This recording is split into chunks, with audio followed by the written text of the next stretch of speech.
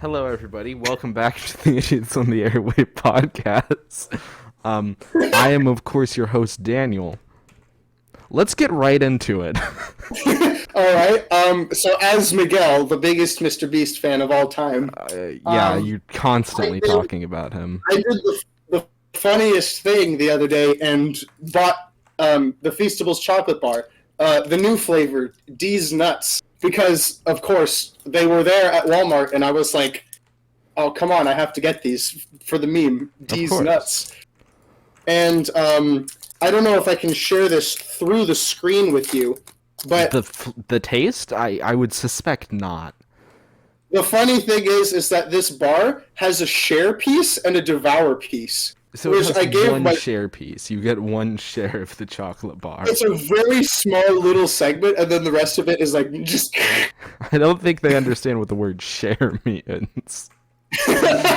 So here, you can have the tiny share piece. Ah, thank you. We all have to share it. Me and every other viewer has to share the very small piece. I'm so glad I have two other bars then, because that is a very small piece indeed. Anyways, review it right now. Review it right now. Okay, so I actually bought two other flavors to compare it against because I saw Deez nuts and I wanted to buy Deez. Yeah. Interesting thought process. This is exactly why he named it that. I can't do it with a straight face. I'm sorry. So I bought two other flavors. I bought the standard one, which is just the milk chocolate one. Comes in this color wrapper, if you must know. Made with only 5 ingredients, it says, because that's the hype of it. And it seems to be just only 5 ingredients. Cane sugar, organic cocoa butter, organic chocolate liquor, organic milk, and organic vanilla powder. A lot of organicism in here. Anyways, review of this one. It's very nice. It almost tastes like some kind of richer chocolate, but not dark. And while it's minimal, it tastes kind of like... It tastes different. It almost tastes, I don't know, healthier. I'm not quite sure how to say it. But it tastes something like what we had, because you and me, we went to the Seattle Chocolates Factory that one time, right? And it tastes something similar to something that they gave us a sample of, but like the standard flavor of theirs, it tastes similar to this. But I like this a little, but I like this better. Nothing against Seattle Chocolates; those were great, but Feastables, it's Feastables, man. I'm totally not just shilling for Mr. Beast right now because I'm a better because of brand recognition. And then I bought the Quinoa Crunch chocolate, which is basically just this, but with crunch. So like a crunch bar, but Feastables. Yeah, I think we are all aware of what crunch means. I think we've all crunched before. The thing is, though, is that unlike other kind of crunchy bars, it says that the additional flavor is sunflower lecithin. Don't know what that means, but it was cool. I really liked it. Now, of course, you all want to hear about the best flavor, the newest flavor that was released for the Super Bowl, Deez nuts. And I must say, Deez nuts are pretty good. I actually shared it with a friend when I bought it, and he gave it a very apt description of it tasting partly like chocolate, but almost like coffee, and like a good coffee. Oh, yeah, I know. Yeah, I know what you're talking about.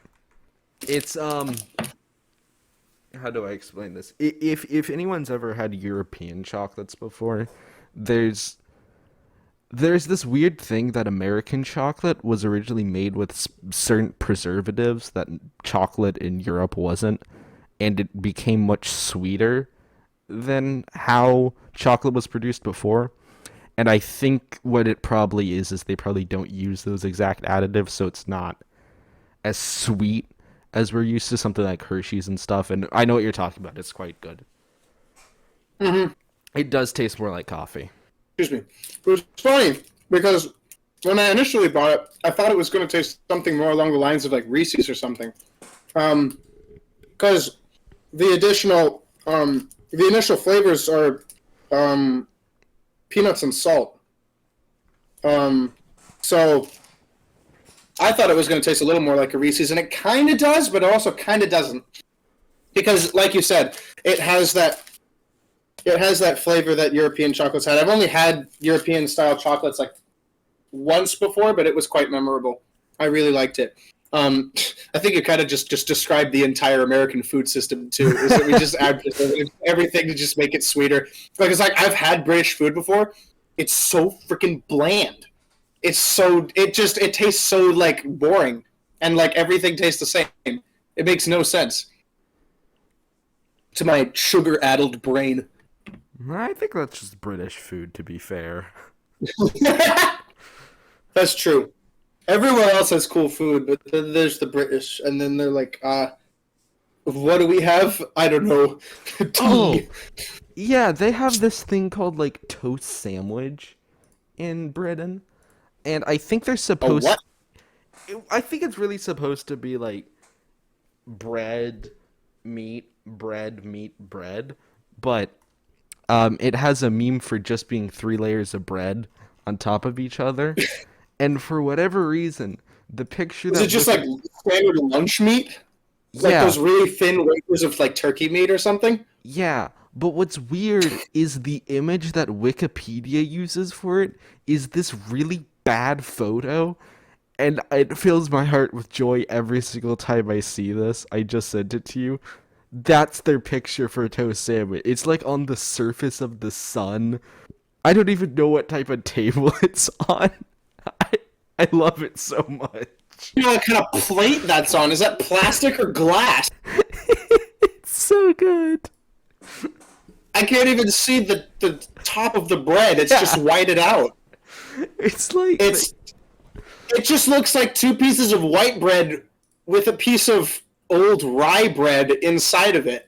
To be fair, I think that is what it is, but... It's just so poorly photo taken. Yeah, photo taken. That's a word. It's very badly shot. Yeah.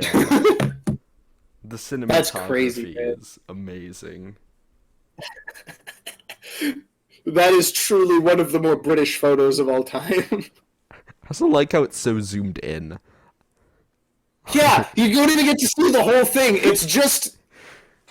And it's cut off. It cuts off the top, and like most of the like a decent chunk of the picture is the plate and the counter. It's like, it's what? Amazing. I love it so much. It's such a good photo. My goodness. Yeah. Wow. I did not know that existed 10 seconds ago, and now I do, and you do too. Unless you know of this before, in which case. How in the world did you know that? Let me know in the comments, because that genuinely scares me. How did you find out about this, since you're the one who brought this up? That's a great question. I don't know how. I watch a lot of European YouTubers, to be fair, so I probably just heard at some point there. I hear a lot of things. I don't remember where they go, and I just look them up, and I'm like, haha, I was correct. Nice. My information... But do they all have as bad Wikipedia pictures as that? Yeah. All my information is the equivalent of like just trust me, bro.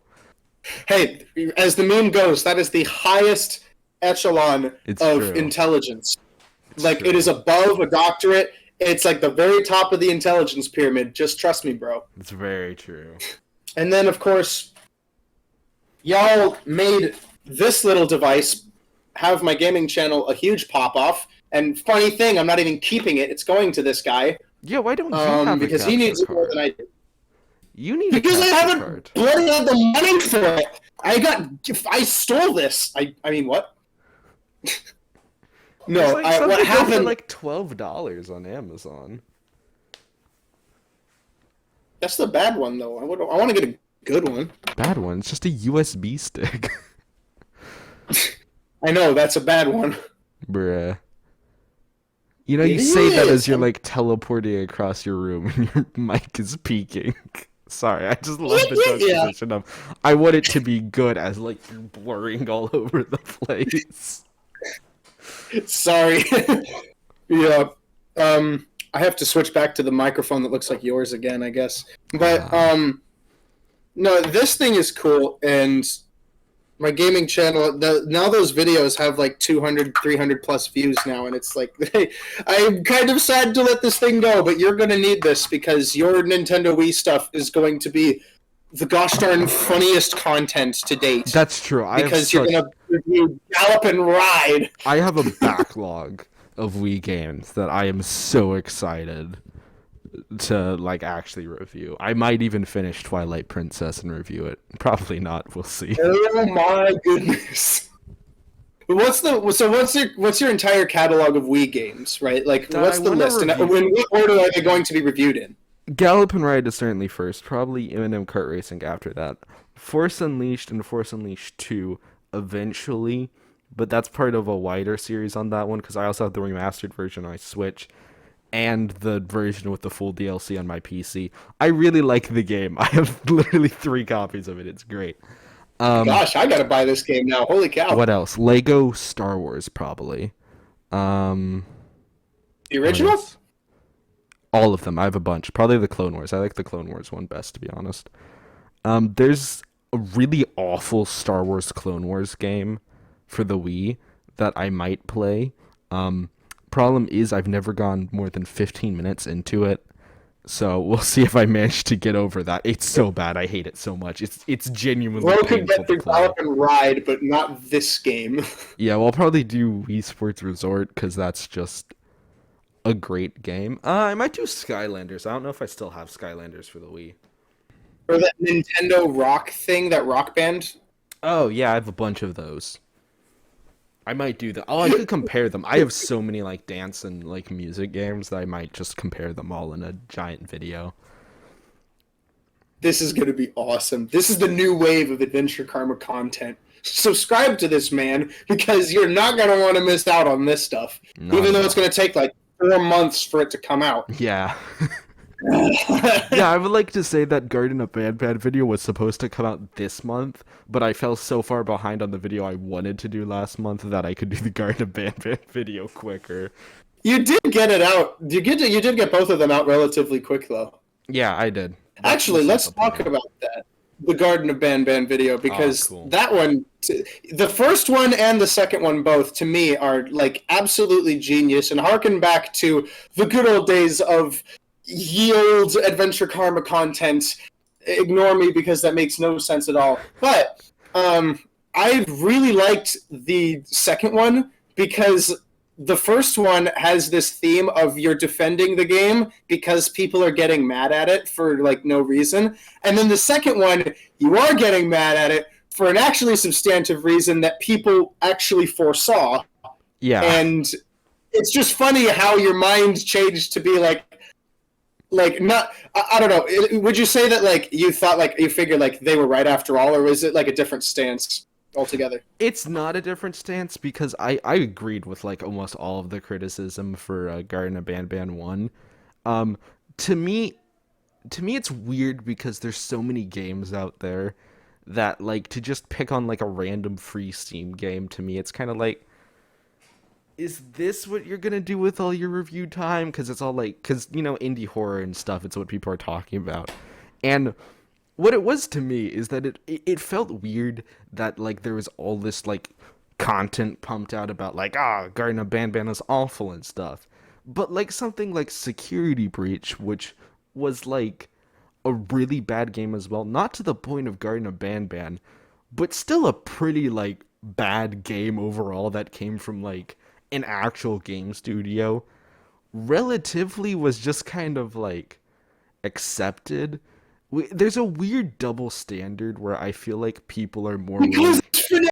bro, yeah. It's the big name, dude. The big names get a weird pass sometimes. Like, don't get me wrong, they get criticized, but I feel like people are less willing to just like pump out a bunch of videos on like, indie horror is terrible if it's like a big game. So I was like, I didn't really understand where all the hate for Garden of Banban specifically was coming, because it was a free Steam game. I'm used to them. They're bad. We all know this. And I did.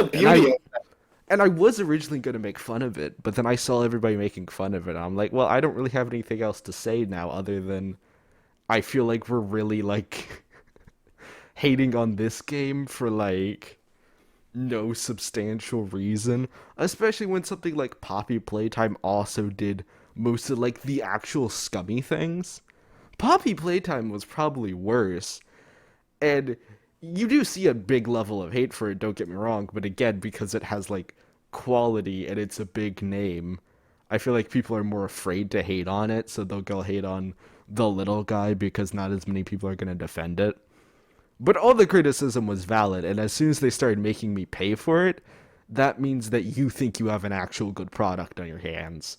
At which point, I no longer care. I paid for this, so you're gonna get my full thoughts. I'm willing to defend something if it's free, but once you ask me to pay for it, I don't care anymore. So let me get this straight. So you initially took a devil's advocate stance, partly for the meme and partly because you agreed, and now you're on that stance all 100% because you agree, and because, as you put it, it's the first free Steam game that cost money, which is a genius phrase, by the way, because it gives you that impression of, you know, free Steam game people treat as an actual like subgenre of games now is just free Steam game, and like now you're saying that free Steam games cost money now, and it's like, yeah, it opens up. Yeah, it's a weird phenomenon because, like I said, there's bad games that you have to pay for. Something like Security Breach. I'm just using it as example because I genuinely do not understand how the studio got away with that with as little pushback as it did. I mean, I'm fine with it. I really don't care. I'm not like, they're problematic. It just shocks me that the entire community was just like, fair enough. And it just kind of moved on. It shocks me. But, like, it's a bad game. You have to pay for it. But it's not really a free Steam game. It doesn't have that vibe. And Garden Abandonment was the first time I paid for a game, played it, and it felt like I was playing a free Steam game. And that's the difference. It's hard to describe. It's a piece. It's a feeling you have about a game. It's not about the price or the platform it released on. There are bad games which cost money, but then you just get to a certain level of like low quality. It's just like what is even happening? Was more than 3 minutes put into any of this? You're treating free Steam games like it's a spiritual endeavor. It's some kind of like encounter, you know? It is. It's really a spiritual awakening. You see so much stuff. I saw this video that popped up on my feed being like, I recreated Garden of Banban in a week, and I was like, that would be more impressive if I thought that they had spent more than a week on it. If anything, I feel like you spent a bit too long in that game. Like, wow, that cut deep. Jeez. So you gave yourself a little bit more time than the developers did, I think, but pop off. It's interesting, though, because you say that the big names get a pass, and I think it's because there's a line that's blurred between a bad game, like mechanically speaking, and a bad game, I don't know, canonically speaking. Like, there are two games that I think of from big names that get a pass. And one of them is what you say, it's FNAF Security Breach. Mechanically, that's a bad game, right? On the other hand, canonically, there's a technically bad game, or at least the least well-received game of the Doom franchise, which is Doom 3, because it makes no sense in any continuity that you can arrange it. So what basically happens is that the original 1990s Doom games and Doom 64 are in the same timeline as Doom 2016 and Doom Eternal, which is proven in Doom Eternal. And Doom 3 is the only major release that's just kind of floating out there all by itself. And, you know, there's other smaller Doom releases, like, I mean, Sigil from Romero Games, and then all the other subsequent Doom releases around Doom 2, like Plutonia, and TNT Evolution and stuff, and there's all that. But in the mainline series, Doom 3, it's not necessarily a bad game, though I guess I could argue that it is because a lot of the weapons in it are really bad. And canonically, it doesn't make sense because it doesn't harken back to the vibe that any of the other games give. It tries to take on a far more horror-style experience, whereas the rest of the games are just shoot stuff. Yeah. Right? And that's a formula that remains that whole if it's not broke, don't fix it thing for a long time. And then they fixed it, and it's like people were just confused. And so when I think of games that, like, from big names that get a pass, or at least from big series, not necessarily the studios, but like a big series, it's FNAF, like your example, Security Breach, and Doom 3. But the problem is that they're two very different kinds of passes. Yeah. And I think over time, especially on the indie side of things, the line gets blurred between what is more so a mechanically bad game as opposed to a canonically bad game. And so at this point, it doesn't really matter which one it is, as long as it's from a big name. It'll at least be received with enough critical acclaim to make a marginal amount of profit. Yeah. But with Steam games, it's like, Yeah. And also, what you said sparked my mind is that what I think what a bad Steam game really is about is, like, incoherence on every level of it. Because that's something I brought up in my Garden of Banban video, that I don't know where bad game design ends and bugs begin. Heck, I don't know where lore ends and bad game design ends. They're so incoherently mixed together that, like, I'm left being like, I don't know what's real, basically. I don't understand what's what.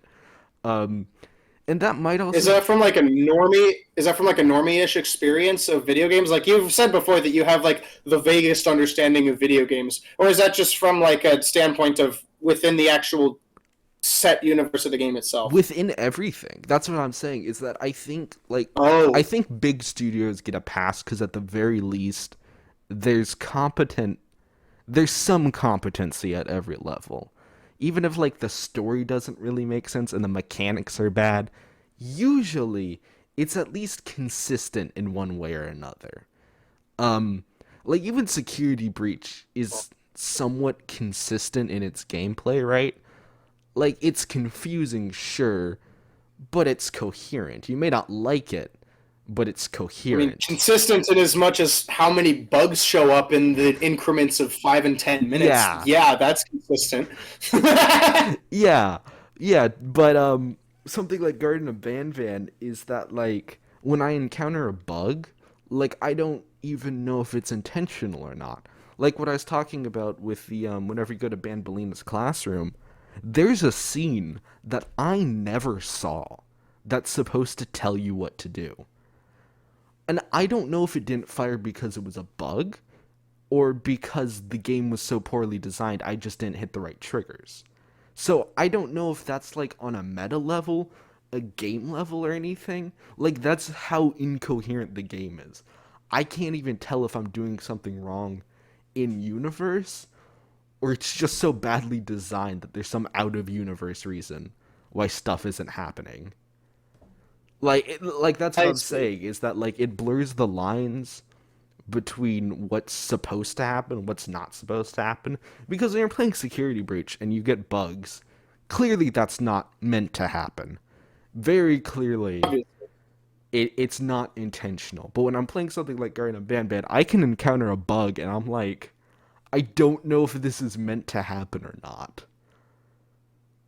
Like, it's incoherent. You cannot tell where, like, one thing ends and the other begins. It's so mixed together that it's like, I don't know what's happening.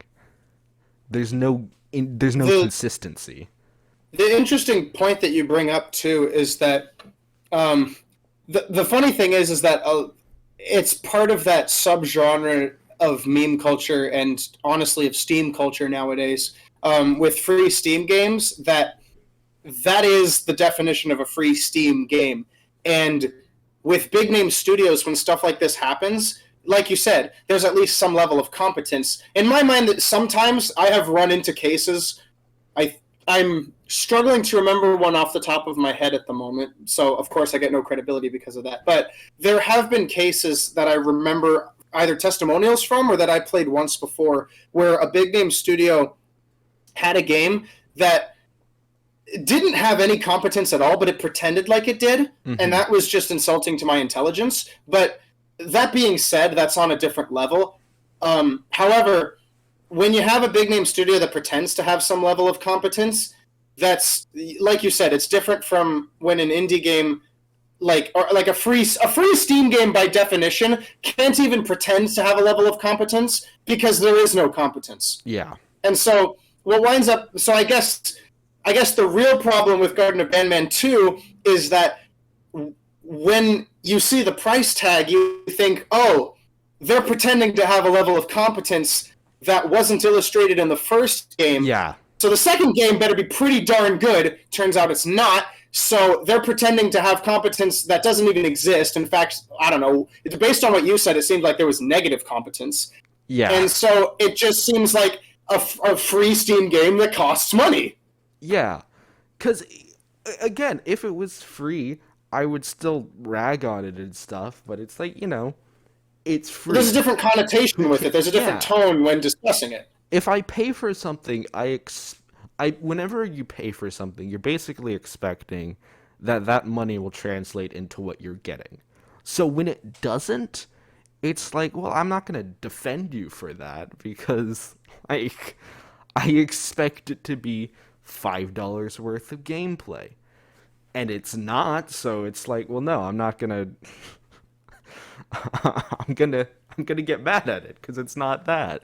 It's not even that it's unenjoyable or like the worst thing ever.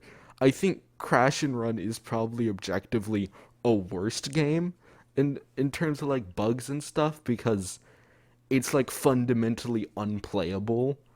Because is that the game that you reviewed with the terrible Steam game that was made worst? Yeah. Like that was probably my favorite video. Objectively a worse game, but it didn't pretend like it was worth $5 of content. It wasn't trying, it was free. Same thing with Garden of Bandman. The developers were certainly trying, but the game doesn't feel like it's trying. So I'm like, alright, who cares? And then it's like, okay, so the game is clearly trying now. And it's failing. Yeah. It's insulting you at that point, like you said. So it's like, yeah, no. You don't get a defense anymore.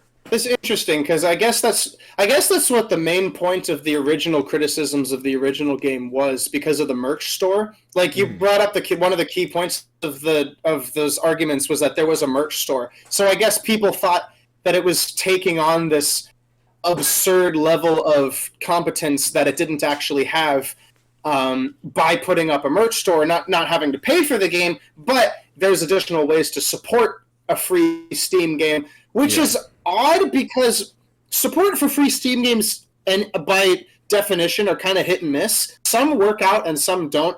That one didn't because I guess it was presented in such a way that made it assume a certain level of competence that it didn't have, which turned out to tease an even bigger level of non-competence or something. So, interesting.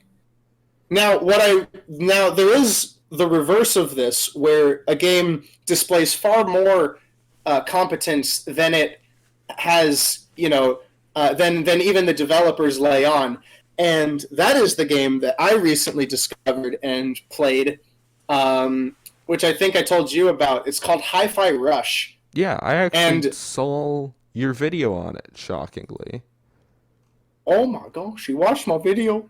Anyways, that game, oh my goodness, I don't know, like, it's only like 3 months old, and it's so good. It's so good. Like, the Xbox experience I had with it was phenomenal. The PC experience I've had with it is phenomenal, even though I'm a terrible gamer, and going from the easiest difficulty to the hardest difficulty was the worst decision I could have made at all, because I didn't even do that with Doom, but I thought I could do it with a rhythm game because, rhythm, I'm a musician, I got this down. No. I can't memorize where the shift key is on my keyboard even still. I have no idea what I'm doing. But that game is, oh my gosh, that game. I highly recommend anybody who's even vaguely into rhythm games or games with like a sense of humor, you have to buy it. It's hilarious and it's awesome. It's super well designed and it's airtight. Like I've been trying to break the game and I can't find it. It's so good. I love it. I love it. I don't know what your impressions were of my playthrough of it because I died so many times. No, Probably gave it a bad rep, but it looked fun, but I guess for me, how do I phrase this? How do I phrase this without revealing my inner game snob? It was a console game. I don't know if that makes sense. There's just certain games that like feel very console-y to me, I guess, and it's like, also I'm just not good at rhythm games. Let me tell you a story of Miguel when he was a wee little lad. So we have had games before. Let's go. We had Donkey Kong Country, right? Good game. Loved it. So we were like, we're gonna get this Donkey Kong game where you have to like control with the bongos, right? Yeah, yes, the bongo controller. That's awesome. I never played the game because I couldn't get past the sinking part. What part is that? I've never played Donkey Kong Country. Oh, no. What? It's not a part of the game. It is literally the opening thing where it says, hey, we have to sync the controller. Oh, the syncing. Yeah, so like you have to hit it on time. Yeah, I couldn't get past that part, so that's how good I am at rhythm games. Bro couldn't sync a bongo controller. I'm really good at these types of games. It's funny because I've played like mobile rhythm games before, and I was like, "Oh, surely this can't be that different." And I'm sitting here with an Xbox controller. I'm like, "This is completely different." What was I thinking? Yeah. This is totally different than some like anime rhythm game I got on the Play Store for free because I was bored out of my mind. But it was really fun because, and you are right, it feels like a console game. I can attest to this because the very first time I played Doom 2016 was on someone's PS4. Mm-hmm. And that was very difficult, also because he was really mean, and he put it on ultraviolence at the start. I hadn't even played it before, and I couldn't get through the first mission because he put it on ultraviolence. I don't even have a second gun at the end of that stage. And then he put on Doom Eternal on ultraviolence, and I couldn't get past the first combat arena. I barely got past the first combat arena. And it felt so odd in a controller, also because I hadn't played on a PS4 in, like, years. And when I actually got them on the PC, everything clicked. And it felt like a game that was made more for the PC, or at least made more for my dumb PC Master Race mind. Hi-Fi Rush, I have not gotten used to, and maybe it's because I beat the whole thing at my friend's house on the Xbox, but I have to look at the combinations on the screen with my mouse and translate, okay, this button means X, this button means Y, this button means B. And it's broken my brain. I think I have to get a controller just so I can play it competently. It's that bad. No, 100%. Games are definitely designed for certain things. Like, I played Jedi Fallen Order, and that is certainly not designed for a keyboard. It was enjoyable. It really wasn't, like, a bad experience. Like, it wasn't like the keyboard controls are awful. Just whenever you get to, like, combinations and, like, combos and stuff, a lot of the times it just does not transfer properly to keyboard and mouse. Just with, like, input times and, like, pressing two things at once, it just doesn't always translate super well. Especially not to me with my little gremlin PC mind that is like, you can't press two buttons at once or everything will explode. So, yeah, it definitely wasn't designed for it. It wasn't bad, but yeah, there are certainly games that are more designed for a controller than they are a keyboard and mouse. And there's games that are designed for a keyboard and mouse and not a controller. Like, almost every shooter game really works better with a keyboard and mouse, in my opinion. And yeah, it really, I would agree. I don't think that's really like a controversial thing. If you like, controller, that's fine, but it's like just by the nature of how they just work better on a keyboard and mouse in general. Yeah, which is really funny because then there are those people that are completely out of their minds and just want to play shooter games on controllers only and like hate the idea of a keyboard. Like I their don't brains understand that. work differently. Okay, one of the guys that I play Pre-Fortress 2 with, Black Dynamite, when I first started playing the game, his one gimmick, he was so notorious for not only being friendly, but he would hook up a controller, I think it was an Xbox controller, to his computer, and he somehow mapped the Pre-Fortress 2 controls to his Xbox, and he got to the top 20 in the stats just by doing that. Bruh. Like, he got so good with the controller. He's arguably the best player of the entire game just on that basis alone, because nobody's even tried.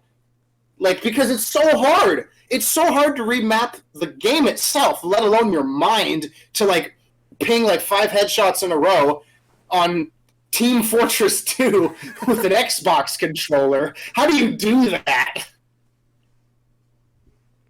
It's like, you're on another level. I'm ashamed to call myself a gamer now. What's the deal with your new camera angle? Because I must say, it looks very boss, very Giga Chad of you. New desk, and if I put it up on either of my monitors, it would be like really high. Like, my monitors are above me, so if I put them up there, it would be like you're just craning down looking at me, so I thought that would be a weird angle. That's what I used to do for a couple months. Well, I didn't want to be like you. There we go. I was waiting for that. Yeah, no, it's just a new setup. It works better that way. If you put the green screen right there, that actually looks like a really good place to record some commentary videos. I might, we'll see. Find a way to drape it on the ceiling or something. Fan right there. Oh. So it'd have to be like further back. I might change it. We'll see. Right now it's fine where it is. And the grainy issue should be fixed because hopefully I'll start recording with the back of my phone.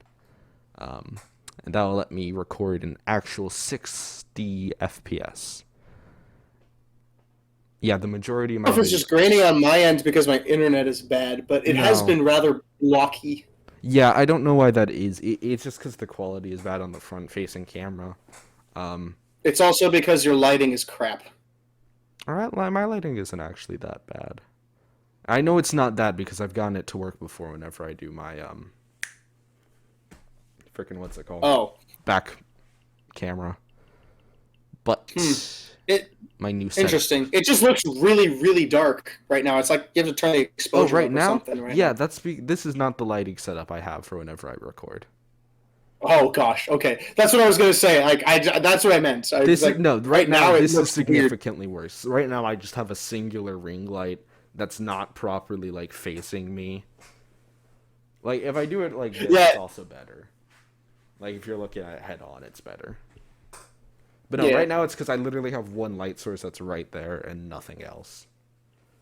You could put the ring light between the monitors, above the monitors. I don't, because I see the ring light through only one of the sunglasses lens, and it looks really funny. If it would, I would also be looking at my desk through the legs. Actually, you'd be looking at me through the legs. My monitors aren't at the same height, so like I have two platforms I have them on, and they're not the same height.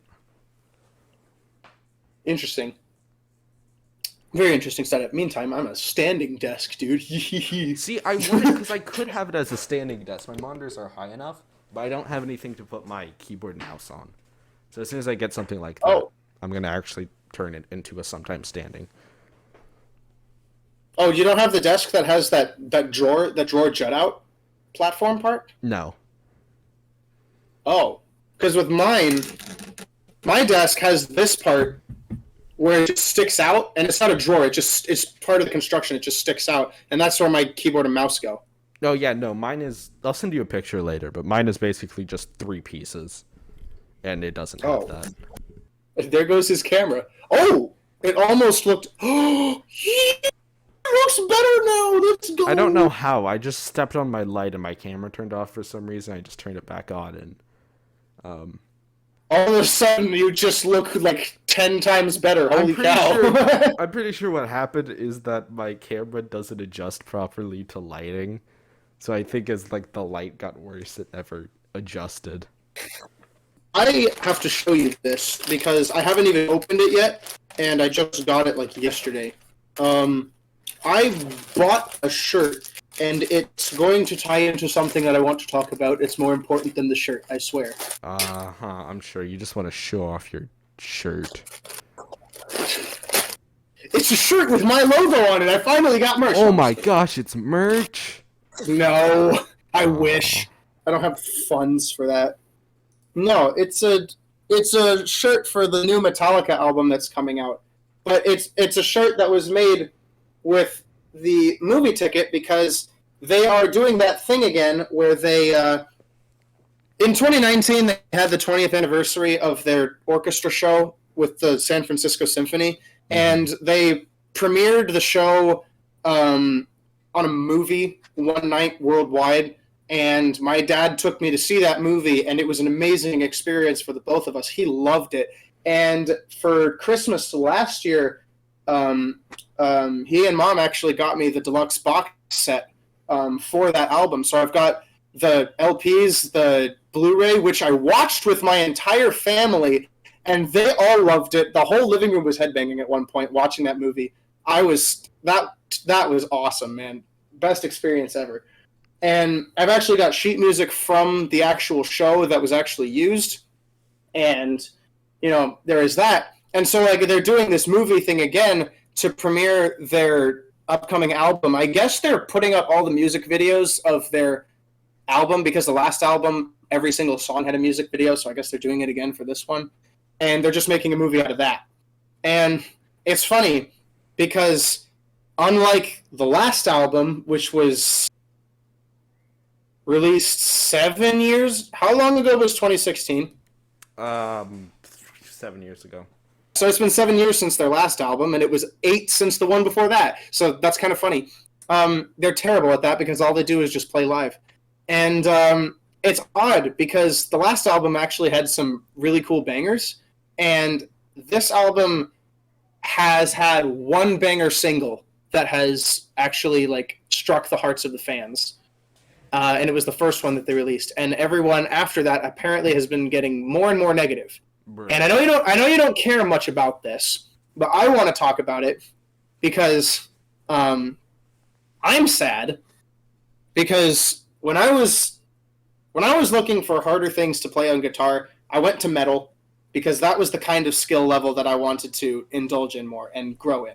Mm-hmm. And Metallica was there. And the old Metallica songs were the perfect way to do it. And I learned like all their songs from their first 5 albums.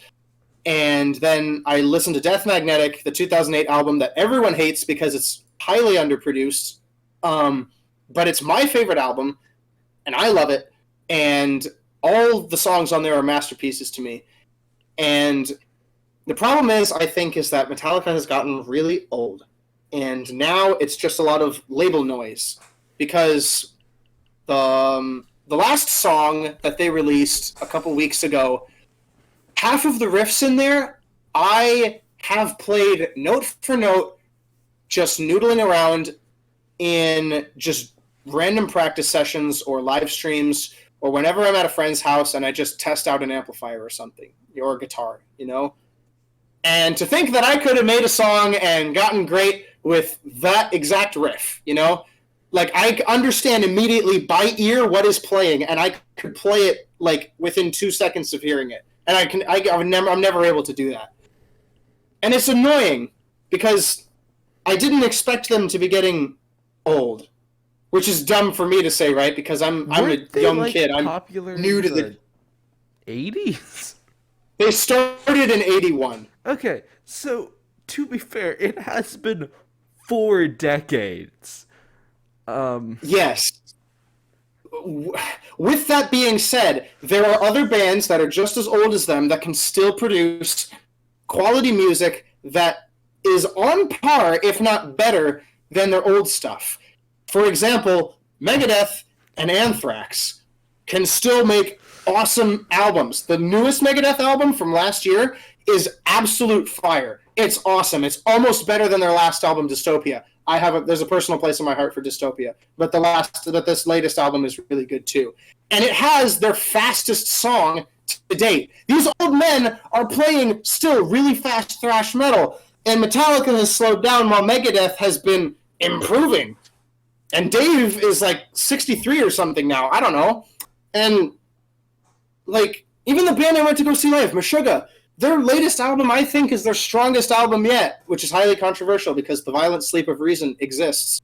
But Immutable is just amazing. Like, it's on par with Obscene for me. And I just... it's just... This is my, like, 5-minute rant, I suppose, about... It sucks that Metallica is old and they're succumbing to being old by just becoming label noise and remastering all their old albums and this, that, and the other thing, and having very expensive live shows and this, that, and the other thing. But I bought this shirt because my dad agreed to take me to their movie again, and I wanted to have that experience again because maybe it'll be a great experience again, and I'll wear the shirt. And it'll be really cool, I hope, I really hope. Because I still love Metallica, and it's still something that was highly influential for me as a very early aspiring guitarist. And it's just odd to see other bands age better. It really got deep with that Stranger Things thing. And I know I'm going to sound very boomerish by saying, the old song got popular again just because of a new show. They don't deserve to be, fans of this new song. Like, I'm not saying that. Like, it's a great way to introduce the old music to, I don't know, new audiences, so that it can remain more or less timeless. It's just annoying how much they've, I guess, become sellouts, to use that colloquialism. And I don't know if you've ever had that emotional experience with any groups you listen to, because I know you're not nearly as into that kind of the groups nearly as much as I am. I mean, or at least to my understanding. I could be completely wrong and mischaracterizing your position completely, but probably I'm just... Owl City, maybe? I don't know. I don't really care if people sell out, I guess. I don't really... If they're done, they're done. I would rather an artist retire happy with the money they're making than, like, just keep going on. Because I think at some point most artists do just, not necessarily they're done, but improvement isn't really a likelihood. I don't know. I guess it's just up to the individual artist, and I, as a consumer, I'll find other people. So, I don't know. Yeah, I'm not really... Nobody I really know has reached that stage, I guess, or when I'm really into it. I feel like most of them will either never reach that stage or just probably wouldn't go down that path. And if they did, it would be kind of funny because it would be so out of character for them. I would just find it funny. Of course you'd be the one to find that funny. Well, yeah, so that's been my little thing. It's also odd because the original really good bass player for Metallica is, dead and has been for a long time. The other bassist was mistreated by the band and doesn't want anything to do with them anymore. Whereas Megadeth, Dave Mustaine, Megadeth went to Japan for Budokan, and their old guitarist from the 90s, Marty Friedman, who is basically like their best guitarist until Kiko Loureiro came around, the Brazilian, and they got together and played with Marty Friedman again for the first time in, like, I don't know, 20, 30 years or something.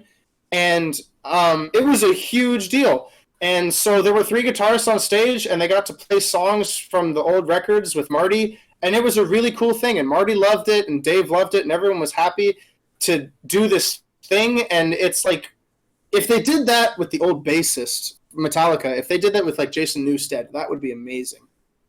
but it's like I don't know, man. Their music also just sounds really sterile now. It doesn't sound as fun anymore. It sounds normal and whatever. Like they've like what you said. Like improvement is no longer a possibility for them, which sucks because it seems like they had the potential to do it at one point, and I guess some of the band members just gave up, and it's back to normalcy for them, and not burnout, but the sounds just feel burnt out, like overplayed, like the same trope you've seen in a movie 100,000 times. Like it's just overplayed, you know?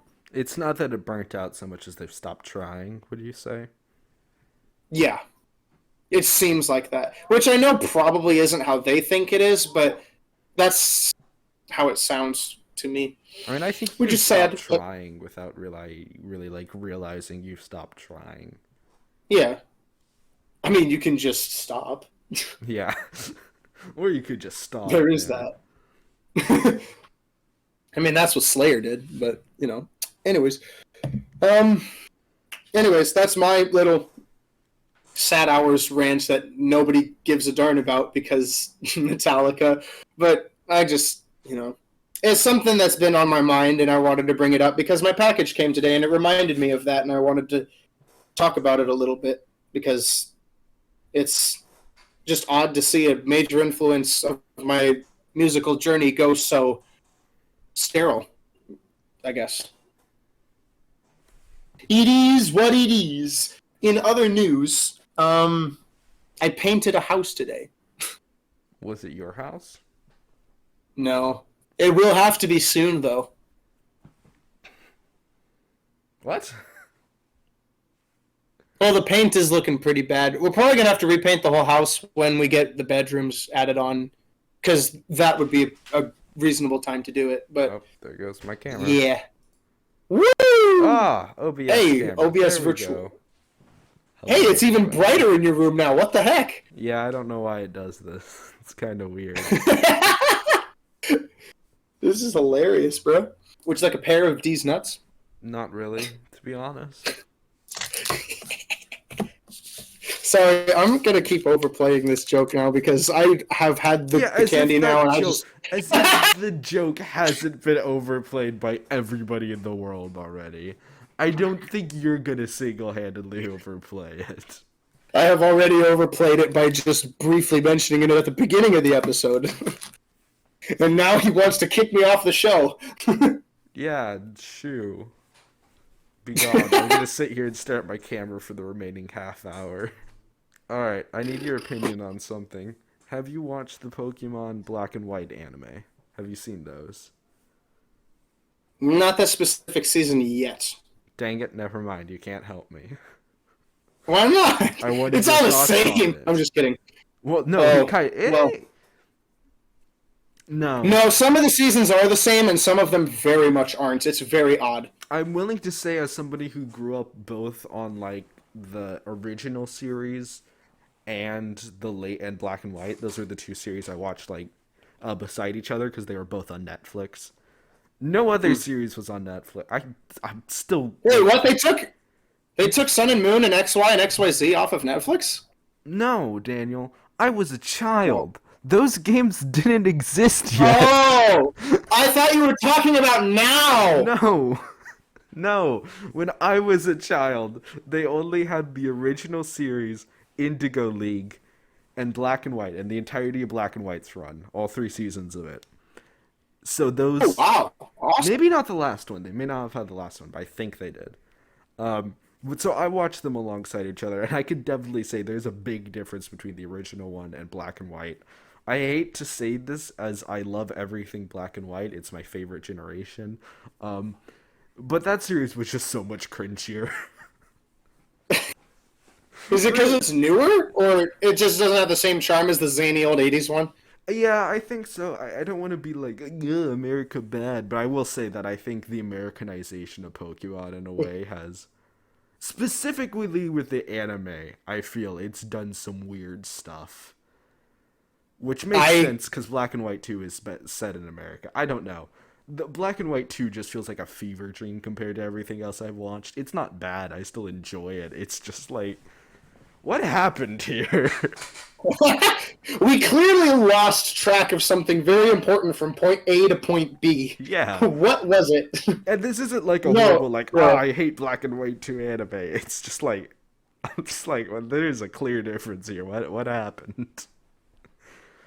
Uh, I don't I know. agree My with that. Though. opinion might There are some change. I admit. there are some things that I would agree with that statement about the Americanization of some of it. Part of it's probably just the fact that it's the English dub. I don't know. It seems to be a major part for a bunch of people, but I've watched a couple other seasons, the later ones too, where it seems like that is an effect that has taken place. Sun and Moon in particular, because as a follow up to XYZ, Sun and Moon made no bloody sense at all. I'm gonna have to watch X and Y and Z. That's gonna be my next thing. I'm gonna do. I will announce this project here. We're doing everything black and white, and then I'll do everything X, Y, and Z. Because you might not know this, but my favorite generation is black and white, and my least favorite one is X, Y, and Z. X, Y, and Z is the best anime, bro. I haven't seen it. I'm gonna check it out. I'm giving everything a fair shake. I'm giving everything a fair Okay. shake. I'm gonna read the manga. I'm gonna replay the games. I'm gonna watch the anime. And I really want to talk about the mangas because let me tell you, you remember a few years ago when they came out with like the more adult version of the Pokemon anime? Do you remember that series, like Pokemon Origin or something? Yes, Yeah. yes, I do remember that. So imagine that, but in manga form, and it has like all the 10-year-olds. Um, that's basically been the manga, right? It's not quite that bad, but like it's like game. All right, E10 plus anime, child's anime, manga. Ah, children can deal with it. Deal with it.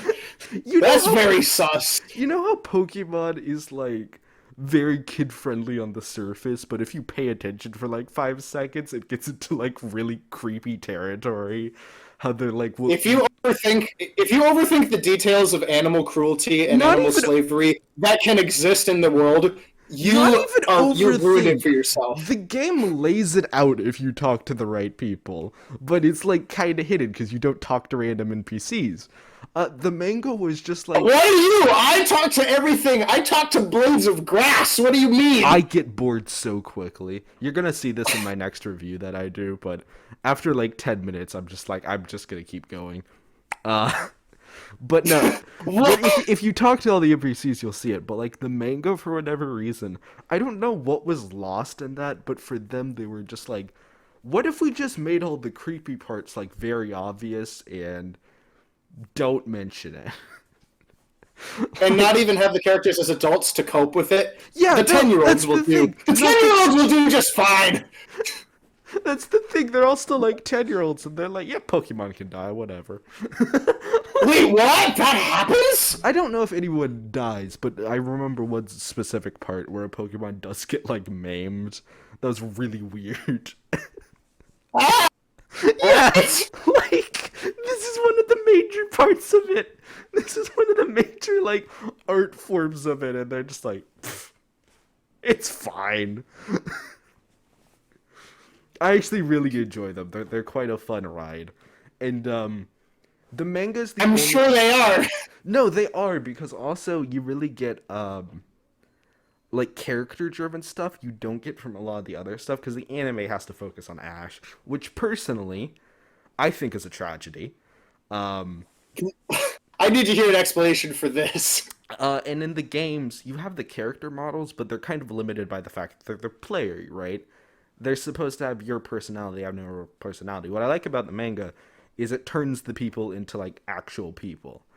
Like Red, Blue, and all those people like have actual characters. And I think it's just quite more interesting to have the characters that you play as like have an actual personality. And unlike the TV show, it actually does go through the major events of the game as well. And you also get to see the different teams. I just like it more. It's like a better version of the anime. It's a good adaptation of the games, I would say, whereas the anime is very much not. it like shares a world with the games, but they're very much not an adaptation of each other, you know. Whereas the manga Yeah, is an adaptation of the game, and I think it does it quite well. interesting. Why is focusing on Ash such a tragedy though? Um, Are you just done with him after like the 18 billionth season? it's not even that I'm done. Well, first of all, I always find it fun rewatching the Pokemon Black and White. It is funny how like at the beginning of every season, like they just flip a switch where he's like he's forgotten everything now. Like he's like, yeah, Oh, I'm a wild. what? I have been through this. I have fought in every single like final contest. I've gone toe to toe with the Elite Four. Then he goes up to a new one and he's like, "What's a Pokeball? I don't understand how its starter Pokemon are. Please explain Okay, it to me." this is why I love X and Y and XYZ so much, because Ash actually retains all the stuff. Oh my He's not gosh! 10. He looks and sounds and seems like a 17 or 18-year-old Heck because he's yeah! like 6'2", and he's like actually kind of fit, which is freaking awesome. But the other thing is that he actually mentions explicitly, I'm very certain it's an explicit mention. I haven't watched it in a while, but I did remember this when I first saw it, is that he left all of his old Pokemon in the Kalos region. Or wait, Kalos is the first region, right? Or is that Kanto from Indigo Kanto is the League? first region. Okay, Kanto. I'm sorry. He states when he enters the Kalos region, which is XY's region, that he left all his old Pokemon with his younger brothers in the Kanto region. Like Oh, he went home and left his Pokemon with his brothers so that they could train them and they could have a good time with them so that he could start anew in the Kanto region. The show goes out of its way to explicitly state this. And he's like already, he seems like a grown man at this point. So yes, he's still a zany bit of a kid. It's Pokemon. What are you gonna expect? It's Pikachu. Come on. yeah. But like he's got all this stuff, and then you follow it up with the Sun and Moon anime, and it's right back to what you said before. What's a Pokeball? Hawaiian Island go boo, and it's like Yeah. what do you do? What did you do to my boy? Yeah, it is endlessly funny to me as I'm rewatching the Black and White how he's like he questions so much and I'm like, homie, you've gone toe to toe with like 5 Elite Fours at this point. What do you mean? You're like, how do I catch wild Pokemon? Like, what do you I need a mean? Pokedex for every freaking thing because I don't know how to distinguish a blade of grass from a cloud. I don't know. Yeah. So my the reason I think Ash Ketchum like carrying through is a tragedy isn't because I think Ash Ketchum is like a bad character or anything, or like Pikachu isn't iconic or anything. I think they're fine. I just like the and again, this is probably tainted by my vision of mostly just playing the games and reading the mangas more than I have mangas. I'm gonna change in between pronunciation, I can almost guarantee. And I accidentally stepped on my camera cord again. Yeah. Hi. Oh. Oh goodness. All right, Oh, we're good. Um, so my I bias of really playing the games and reading the mangas, I have a bigger appreciation for the regional characters and like the individual teams of the regions. I think that when you actually get into the characterization, I like them quite a bit more than I do Ash. Especially when you get into stuff like Ruby. No, not yes, Ruby and what's the other one? Sapphire. Ruby and Sapphire, and then like Pearl, Platinum, and Diamond. I think they have really strong individual characters in them that you just don't get to see in the anime. That's kind of sad. I think for the first two it works fine because to be completely honest, the first two characterizations of all that is like not the greatest. But as you get into some of the later ones, I think they have really good characters in them that the anime just doesn't get to explore. But I do like Team Rocket. I would say that's the one thing I'm okay with because, again, as it's a kids show, they can get away with a lot more with like Team Rocket and like the Pokemon themselves. Whenever I'm watching the anime, the main group of people is always my least favorite people to watch, except Brock. Brock is the only good addition. Brock is a Chad. I don't care what anyone says. Brock is the Bestest. I think it's even funnier. That's not even a word. It's even funnier whenever you realize that, like, I don't know if it's like in the anime canonically, but like canonically in the games, Brock is like a full-grown adult. So I'm just imagining he's just this like really zany guy with like these two 10-year-olds, and he's like a 20-year-old guy who's just like, yes, pot hat. Hey, I can use my frying pan as a drying pan. Yes, just the image of him being like a full-grown guy doing all. It's I love it so much. You're also neglecting the fact that he chases women on the daily, and the 10-year-olds are the ones that pull him away. Like they have a better sense of emotional intelligence than he does, and that's just hilarious. Sorry, I just remembered this. This is the thing I remember about Black and White. It's been like 4 regions, and Ash still has to figure out how Nurse Joys work every single time. Like, homie, And you know they're Jimmy's copies the of each same. other. You know they're all like, what's the term for like 20 kids born at once? They're all like twins to the nth power. There's not even a term for this. Holy cow. Yeah, they like. Yeah, there's not even a term for it. Yeah. Yeah, that's the thing. Is like he doesn't understand, which is funny because again, in XY, he's the one who actually explains it to the little kid in the show at the time, who's like the little girl who's the younger sister of another guy and she's the 10-year-old. She has to be the one who has explained this, which is also doesn't make sense because considering that, spoiler alert, later it found out that her brother is an important figure in something that I'm not going to spoil all of the way. But it doesn't make sense that she wouldn't know. From spoilers. I want you. Who do you? Me? Dude, he's the gym leader of the electric one. I've played the games. I know what character you're talking about. Oh, okay. Never mind. Never mind! I forget that you played the games and I don't have a crap. I don't. Science guy. Yeah. Yes! That's the best. Okay, that is so funny. That is the funniest character trope we've had since Brock's drying pan, okay? I don't care. Clement is hilarious. I wish he would have gone further. Just like, the future is now thanks to science, and pulls out like a handgun. That would have been epic. There's a meme on that somewhere. I know there's a YTP on that somewhere. There's gotta be. No, but yeah, it's just... I never understood that because I don't understand why Bonnie had to be explained all of this because her brother's the gym leader. Or maybe it wasn't Bonnie, maybe it was Serena because Serena's a freaking idiot. I'm also pretty sure I haven't actually read the entirety of the manga, whatever, but I also think that carries into it. It's kind of funny. What carries into it? Woman, X, Y, and Z woman. This is how I describe things, by the way. And it doesn't make any sense because I'll say, like, black and white woman, and it's like, there's 5 of them. Which one do you mean? And I'm just like, figure it out. I mean one specifically, but I don't know what their name is, so figure it out. Better be context, because if there's no context, good luck. There has to be situational awareness. Yeah. Gosh, man. Pokemon's on another level. I love Pokemon. It's odd because it's like it's one of those shows that like people had as an introduction to anime that I didn't have as an introduction to anime. So when I watched it later, it didn't make sense that anything was happening because my introduction to anime was a very serious show.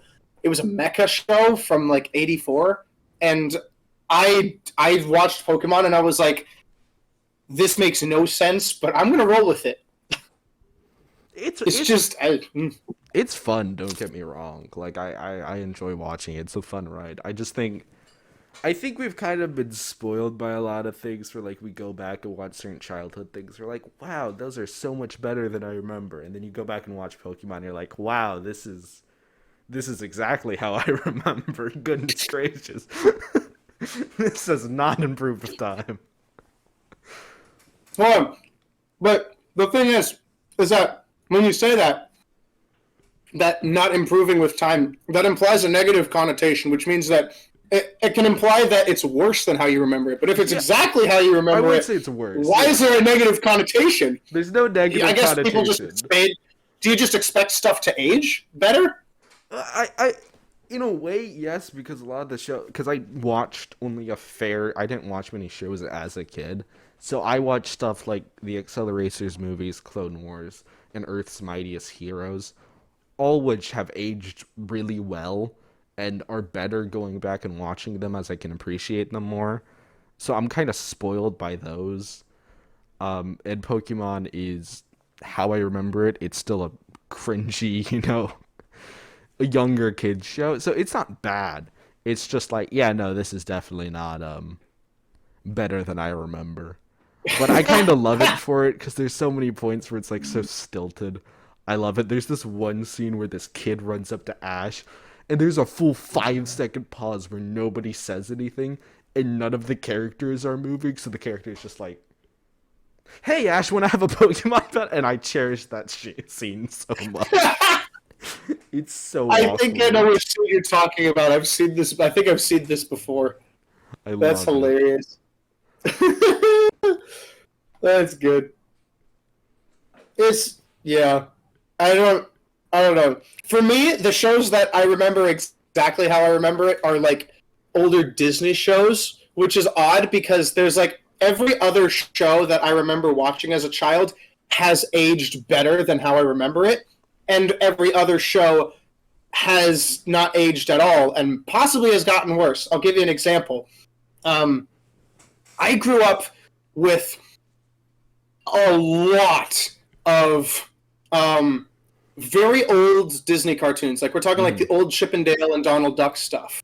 I also grew up with a lot of Looney Tunes and a lot of Tom and Jerry. Like a lot of Tom and Jerry. And that's the stuff that I remember. I think a lot of it has aged well. There are some that have aged awfully because of the time period it was in. So some of the words that they use are words, to be sure. And some of the jokes that are made are very much within that time. And you have to understand that it comes from that time if you want to have any semblance of a half-hearted laugh at it, which is all I can muster out of generosity. But they're few and far between, thankfully. However, some of the newer Disney shows that I grew up with when my family had cable, stuff like Mickey Mouse Clubhouse. Okay, I don't know if you remember Mickey Mouse Clubhouse. I sadly do, and I'm pretty sure I only remember it because it was playing at like the doctor's office whenever I went there. Yeah, I would watch that every cartoon Saturday after like Thomas the Tank Engine or something. No, the old Thomas and Tank Engine, by the way. They had reruns of it on cable at one point. Did Lonnie ruin your camera? No, it's not Lonnie. It's the new. Please work, camera. 1 second. 1 second. Oh no. Oh no. Oh no. Oh, I'm back. Okay, so it's this guy. We got new kittens. You got a new family member? Yeah. Oh no. Yeah, Gertrude. There's another one underneath my desk. Yeah, so it's this one who attacked it. Where's the other one? Where's your sister? Stop attacking my cords. You have 2 new guys? Oh, stop it.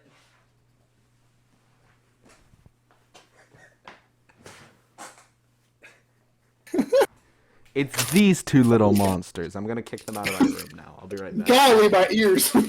Okay, explain this to me. You have 2 new cats? Yeah.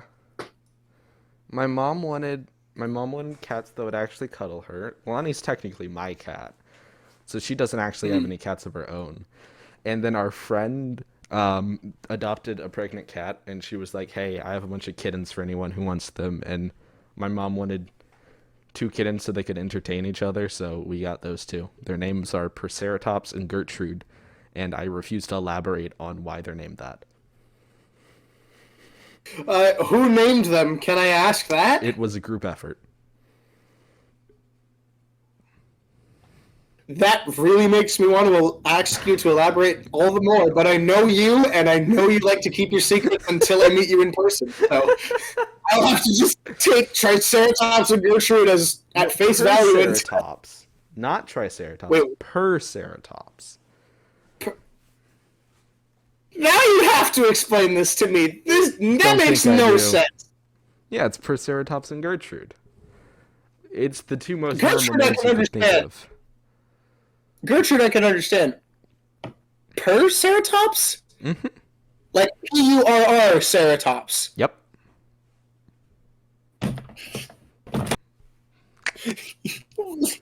I looked at this screen thinking my camera was there, and I'd be looking at the camera, and I realized you're right there.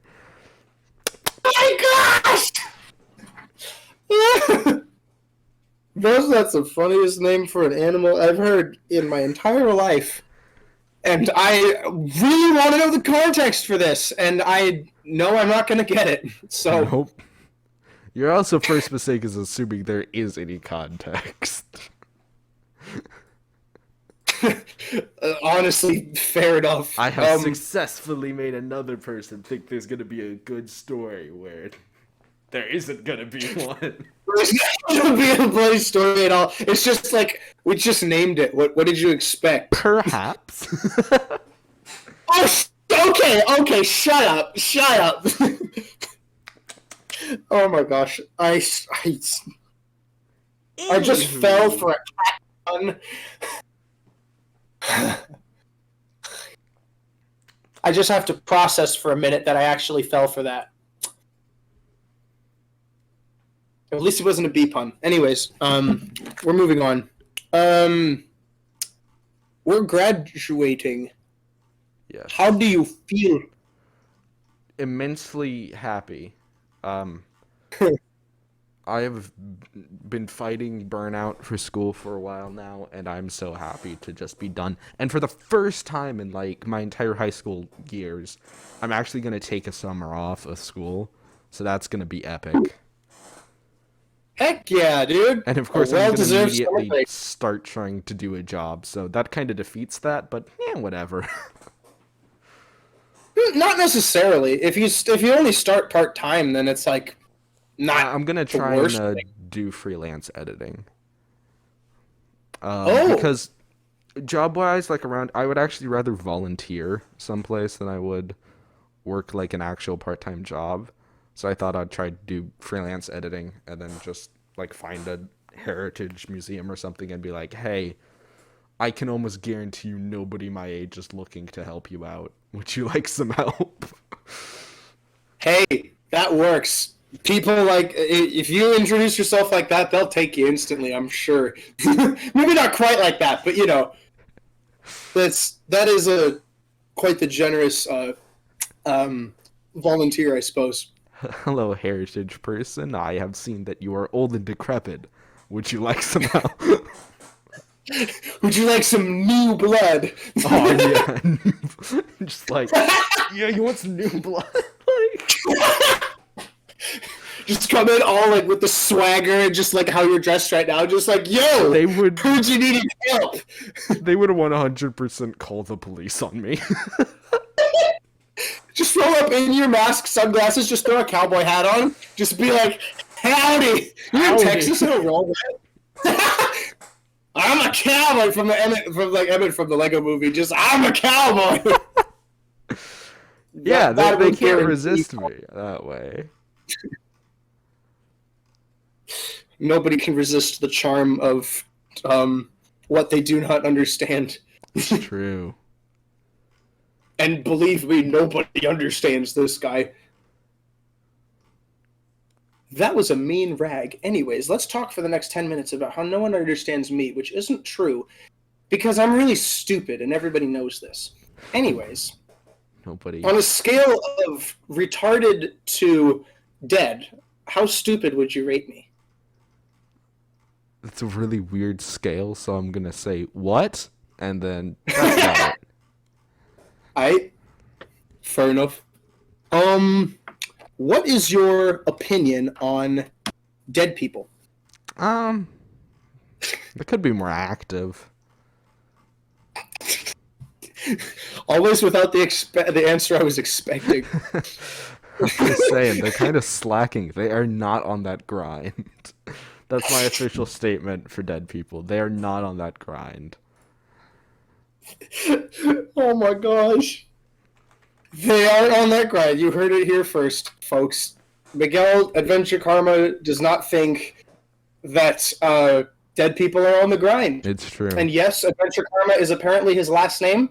It is. It's true. My name is Miguel. No middle name given. That's my middle name, by the way. It's no middle name given. That's not true. I know your real middle name. I will use it to dox you one day. All right, bet. You see, I don't want to reveal much about like my entire name, but I'm gonna be completely honest. I have the most generic Hispanic name, so good luck finding me. I will give you this hint. It's not Ramirez, Gonzalez, or Joe. Because Joe is totally generically I was gonna Hispanic. change my name to Miguel, no middle name given, Joe. Gosh dang it! Yeah, foiled again. Foiled again. Like that happens to me so often. I keep trying to change my name, and people keep guessing it. It's just me. And I only changed my last name. Yeah. Yeah. You just change it to an initial so that nobody can guess it. Now, here's a question for me, or no, for you, from me, because I'm stupid. I need to ask you this because I, with my almighty power, have discovered that you left a review on a site of an old friend, and you didn't tell me that you had the thing, so I'm not mad. I know I'm sounding like I'm mad. That's just for the act. I'm not actually mad.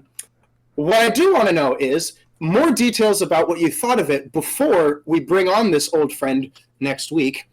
And I'm not going to expand on this old friend, but you can expand on what this review was for and your thoughts on the thing in a larger synopsis than what you gave, because I want to have an idea of what I'm getting myself into, because I have no material to ask questions. So, do you not? What did you think of the thing? No, I was never sent the thing. Interesting. Nobody gave me anything, and I was promised material, bro. Interesting. Incredibly interesting. Why is that incredibly interesting? Nothing. I'm just looking at the site right now. Okay, cool. So, basically, have you ever looked at a teenager and went, I want to be in their mind? Probably not, but if you are a parent, you're probably a bit confused by them. So next week next week. Aha, yes, I have dates. Next week, yes. So many dates. We're gonna ask important questions like, do you struggle to understand your teen? I mean, I'm gonna guess that the vast majority of our audience really is not asking that question, but there could be one out there. And if you are not alone.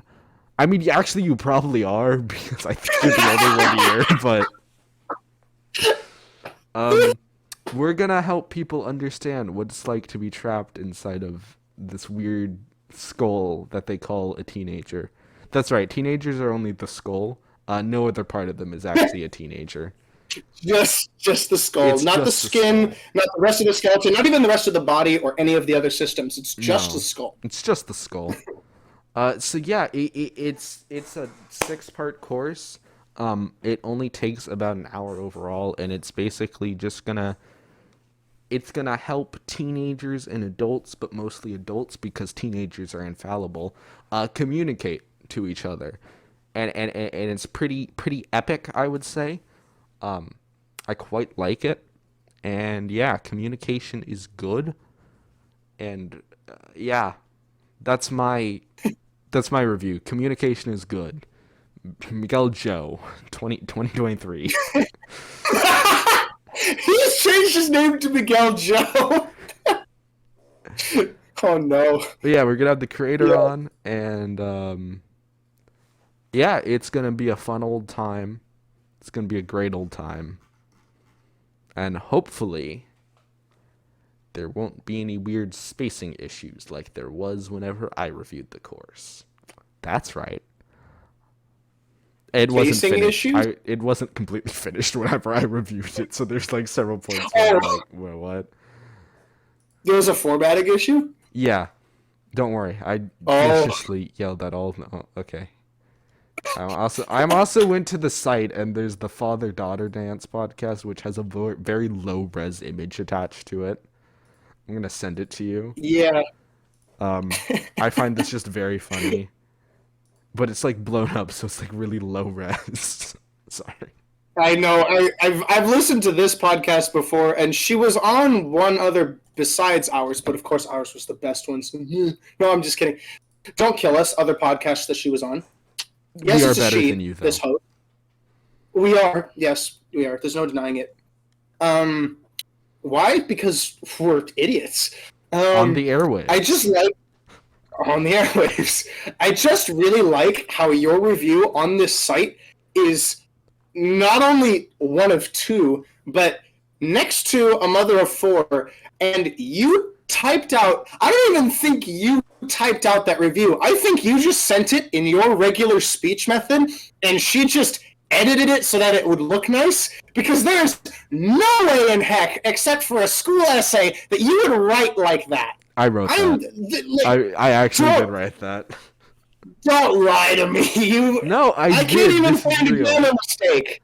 This is real. Yes, because I actually care about it. You don't understand. If it's something that like actually matters, I'll take the time. Actually, no, it was more that I don't think it would have been accepted if I wrote it out normally. I knew it. I knew it. Oh my gosh.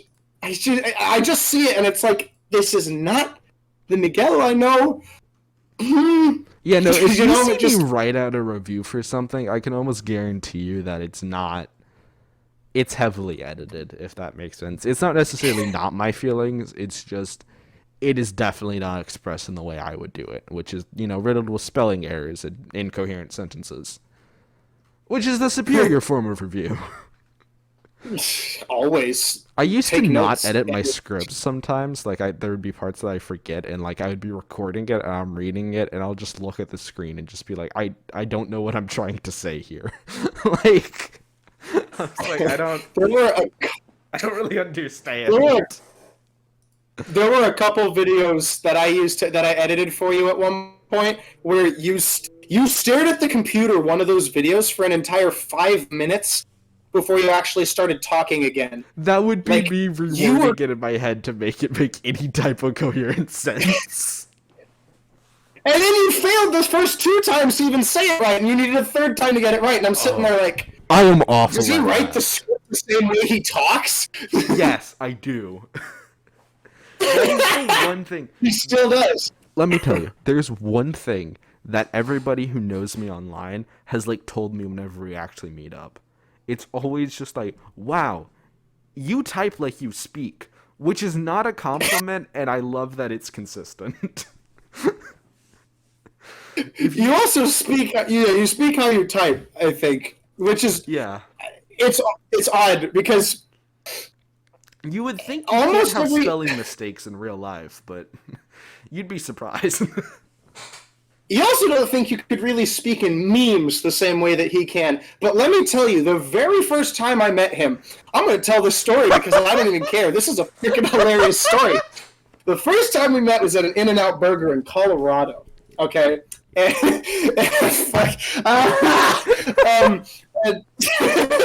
what happened was, okay, I get there with a troop of other friends. We're all meeting in this one spot so we can actually meet each other. We're all part of this group. And I have to go to the bathroom when we get there because we've been driving for like 3 hours straight. So I go to the bathroom. He pulls up. Actually, he was there before anybody else. And he watched us walk in. What did you say when we were walking in? Oh, yeah, I was looking at them like, I don't know if recognize us. It was like, I didn't know if it was you guys, and then I saw you, and then I was like, oh, yeah, no, that's them.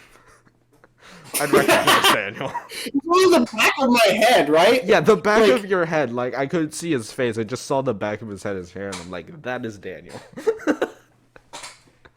and so I go to the bathroom, and apparently he walks in. I don't know what happens between then. I don't know if did you meet up? Did you meet the others before? No, I you literally just walked into the restaurant and went, "Ah, Daniel must be in the bathroom." Because, like, and I'm sure they all saw you, and they were like, "Hey, what?" As I ignored I'm just him, they're like, "Oh, that can't be him." He's well, and at that point, we had never seen his face before either, because he'd made it very clear that, like, he was going to not take off the sunglasses or mask from the YouTube videos until we met. By the way, that's just a running joke. I don't actually care. I just find it so funny. Like, it's just like, nah, you don't get to. I really don't care, but it's just like, nope. That one day we'll have that face reveal, but it's not this day. Is it? Did it? No. I was gonna say, like, wait, no, wait, really? So what happens is I get done in the bathroom, I wash my hands, I open the door. First thing I see when I walk out the door is this kid who's like 3 inches shorter than me. And he somehow thought that he would be at eye level with me, but he refused to remove this assertive dominant stance. So all he did was just point his eyes upward. He didn't even put his head up. He just put his eyes up from my chest up to my face. And he's just standing there, and I'm standing there, and in the 1.5 seconds before he says anything to me, freaking out, because I'm genuinely wondering, who the heck is this guy? I've never had this experience with a stranger in my life, and I'm just running through all the scenarios in my head. Like, is he gonna like charge me into the bathroom and like beat me up in the stall? And I'm sitting there like just running through all these things in my head, and like 1.5 seconds later, he's just looking up at me, and he's like, "Daniel, why are you so tall?" Like, and he refuses to put his hand up. He's just like, "Why are you so tall?" And I'm just standing there, and I'm like, shoot, he knows my name. What the heck? And now I'm running through even more scenarios, like, what's going on? And then it occurs to me that the voice is familiar, but without the odd mic quality errors of a Google Meet online call. I'm just sitting there like, oh my gosh. And I'm like, Miguel? And he's like, yes. And we hug, and we kiss, and we dance, and we laugh, and we cry, and we have a great old time. And it's and that's how we actually met in person. I would like to say that was hilarious. I've never seen Daniel look so scared. Like, I cannot describe. It was a genuine, like... I had a fight or flight instinct moment right there. Because you have to remember, from Daniel's perspective, this is literally you walk out of the bathroom and there's this guy who's like so much shorter than you and just like staring you down. The whole time! And I'm sitting there like, I think you would also like, it could have been just my head at the time, but your hair looked different then as opposed to when I was editing videos for you. So I had no identification. I had nothing to go off of because I didn't even know how actually tall you were. You never told us that. You thought it was funny to just say you were 6'8". I'm really tall, guys. Trust me. Yeah. And so that happened. And then we meet up with the other dude of the group, and he's like actually 6'8". I'm not even joking. He's like actually 6'2", and he's younger than both of us. And so I meet him, and it's like I've actually known a kid who was 6'2", and he was 12. So this isn't crazy to me. He's a baseball kid, and so he really utilizes that height like a pro. And we meet him, and it's all cool. He's actually been on the podcast before. It was Andrew Cash, the kid who we talked about Inception with. And Miguel's just standing there, and he's just like, I swear, for a split second when I turned around before his face changed, I could have sworn I saw the most miffed expression on his face. He was like, because we didn't even know what he looked like either, because he wouldn't He had no presence online. We had no idea what he looked like at all, but we knew it was him because he was hanging out with the other members of the group. And I saw for a split second on your face, you were just like, oh no, he's that tall. And because like he's a literal head, shoulders, and chest taller than Miguel. I cannot describe the height group is like fairly okay. So the height of the group is basically very short, fairly normal, tall, and it's like it's such a drastic increase at the end of the height line. Yeah. Well, it's like we have a 4'10" girl, and then the rest of them are like, okay, they're like somewhere between like 5'2" and 5'9". Yeah. And then there's you, who's like, I don't know, 5'10", 5'11". I'm 5'11 and a half at the time. And then there's him, who's like 6'3", and one of the other members' older brothers, who's also 6'3", and I'm sitting there like, yeah, and the really short girl made all the tall kids like get down on our knees so that she could talk to us on eye level. That was hilarious. And you just refuse to do that, so you just squat. And you just like behave like this is a normal day. It was so funny. Anytime anyone asks me to do anything, I love just seeing them like have to go through the 10-minute existential crisis as they have no idea how I'm doing it. It's like, why would you choose this path? What is happening? Why didn't you just do what I said? Because it's funnier that way. It's funnier this way.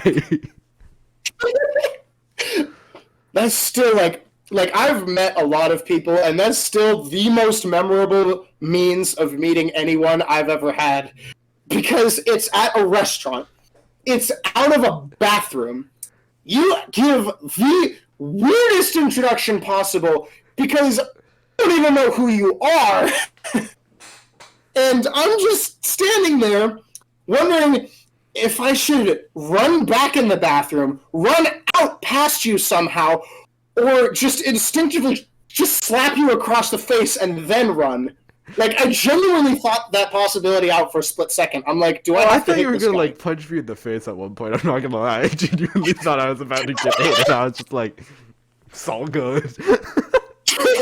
I swear, I was like, what the? Really, I was like, yeah, no, it was, yeah.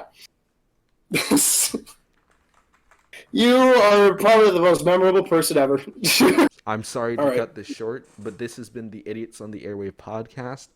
I, of course, have been your host, Daniel, and this is my co-host, Miguel Joe. I hope you guys will join us next time where we talk to a very special guest who is not just another one of us, but like on a different monitor. I swear. But yeah, thank you all for watching. We'll see you next time.